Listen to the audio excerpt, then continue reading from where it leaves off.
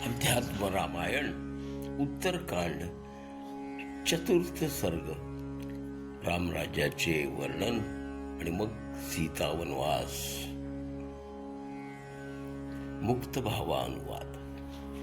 श्री महादेवजी म्हणाले, हे पार्वती, निरनिराळ्या लोकांमध्ये भ्रमण करीत असता रावणाने नारद मुनींना ब्रह्मलोकामधून येताना पाहून त्यांना नमन करून तो म्हणाला, हे भगवान, बलवान लोकांबरोबर युद्ध करण्याची माझी इच्छा आहे.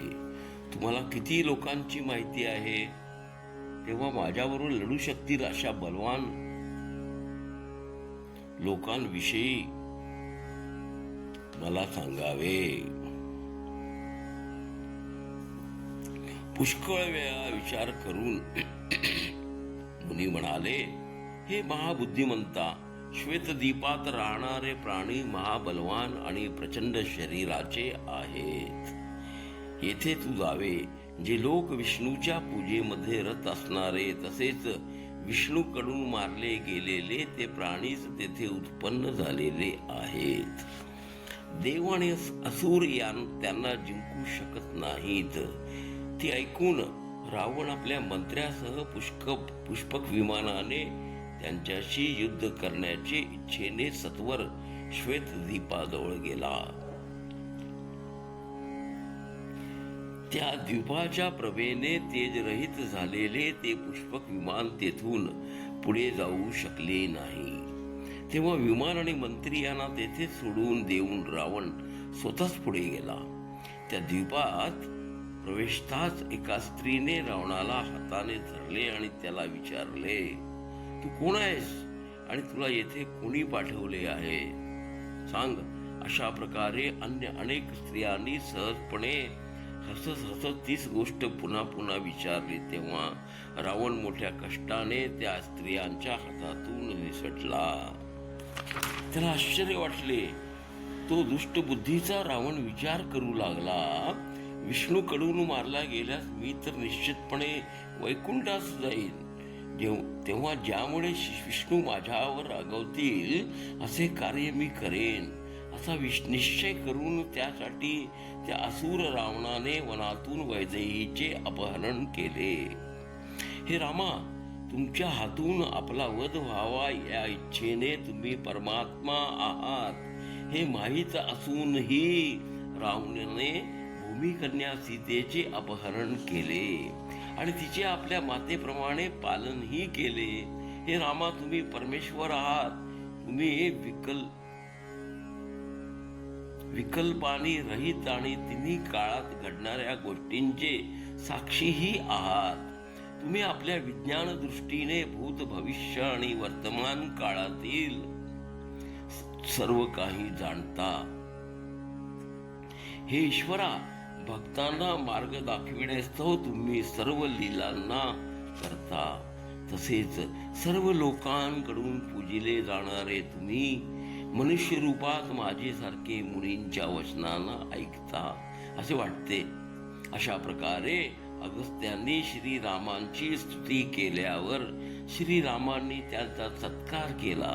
मग आनंदित मनानेच ते आपल्या शिष्यासह आपल्या आश्रमी निघून गेले. तदनंतर श्रीराम, सीता आणि लक्ष्मणासह संसारी माणसासारखेच घर गृहस्थीत रममाणकी होऊ लागले. जरी ते अनासक्त होते तरी आपल्या प्रिय पत्नी बरोबर ते विषयांचा भोग हा घेत असत. ते नेहमी हनुमंतासह इतर वानरांसोबत असत. एकदा पुष्पक विमान पूर्वीसारखेच श्रीरामांचे समीप आले आणि त्यांना सांगू लागले की, हे देवा, कुबेराने मला पुन्हा तुमचे सेवेसाठी पाठवले आहे. कुबेराने मला आज्ञांकित केले आहे की प्रथम तुला रावणाने जिंकले होते, नंतर तुला श्रीरामांनी जिंकले, म्हणून श्रीराम भूतलावर असेपर्यंत नित्य त्यांच्या सेवेत तू राहून वहनाचे कार्य पार पाडावे. रघुश्रेष्ठांच्या वैकुंठ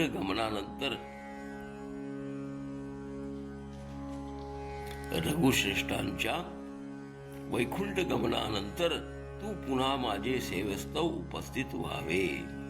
त्याचे असे वचन ऐकून श्रीराम दैदिप्यमान सूर्यासमच असणाऱ्या पुष्पकास म्हणाले, पुष्पका, तुझे कल्याण असो. जेव्हा मी स्मरण करेन तेव्हा माझ्या समीप ये, अन्यथा तर तू सर्वत्र गुप्त रूपानेच राहा.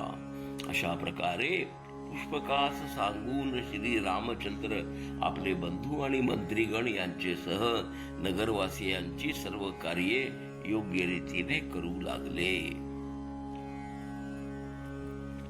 3 लोकांचे स्वामी असे लक्ष्मीपती राघव पृथ्वीचे पालन करीत असता वसुधा धनधान्याने संपन्न झाली आणि वृक्ष सदैव फळांनी लगडून गेले.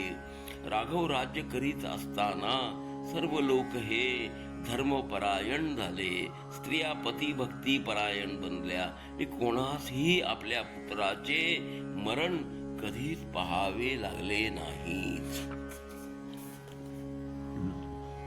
कधी कधी राघव सीता, वानर आणि बंधू यांच्यासह पुष्पक विमानी आरोहण करून पृथ्वीवर संचार करीत असत. या धरेवर त्यांनी अनंत अमानवी लीला केल्या. एका ब्राह्मणाचा पुत्र अकाली मरण पावल्याने तो भयंकर शोक करीत असल्याचे पाहून बुद्धिमान श्रीरामांनी वनी तप करणाऱ्या एका शूद्रास ठार करून त्या अकालीत मृत्यू पावलेल्या ब्राह्मण पुत्रास जिवंत केले. त्या शूद्रास अतिशय उत्तम स्वर्ग दिला. लोकांना मार्गदर्शन करण्यासाठी परमात्मा रघुत्तमाने सर्वत्र कोट्यावधी शिवलिंगाची स्थापना केली. तसेच सर्व अलौकिक भोगांनी ते सीतेस सदैव रममाण करीत असत. श्रेष्ठ धर्म जाणणाऱ्या श्रीरामांनी धर्मानुसारच शासन केले. सर्व लोकांचे पाप दूर करणारी आपली कथा त्यांनी या जगी स्थापित केली.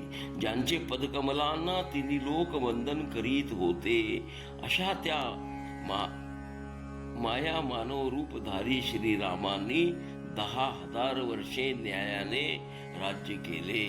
सर्वदा शुद्ध असणारे राजर्षी व एक पत्नी व्रत पाळणारे श्रीराम हे लोकशिक्षणाकरिता गृहस्थाश्रमातील सर्व धर्मांचे पालन करीत होते.